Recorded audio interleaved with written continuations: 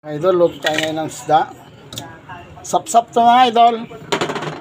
Magpapaksiw tayo ngayon ng sapsap. Ayan. Lalagay natin sa kawali ang ating sapsap. Lagyan natin ng sibuyas.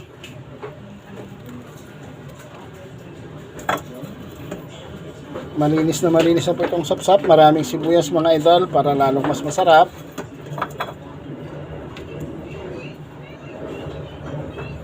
Lagyan din natin ng luya.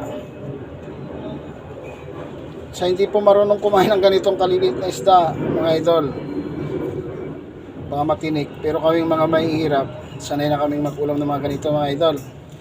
Lagyan din natin ng onion leaves mga idol, ang ating papaksiwing isda. Ayan. Lagyan din natin ng paminta mga idol. Lagyan natin ng iodized salt. Lagyan din natin ng sukang binabad na may sili. Ayan mga idol. Kumpletos ricatos na siya mga idol.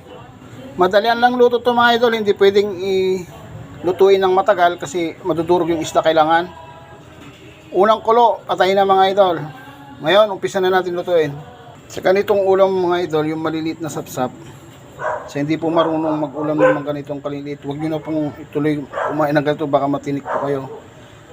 Pero kami mga idol, laking dagat po kasi ako dati, tinuro ko na po dito sa mga anak ko kung paano kumain ng mga ganitong maliliit na isda. Kaya ito ang ulam namin ngayong araw. Mga idol, luto na po ang aking paksiw na isda. Alright mga idol, goodbye sa inyo lahat. Happy weekend mga idol. Kainan na mga idol. Pinaksiw na sapsap. Alright.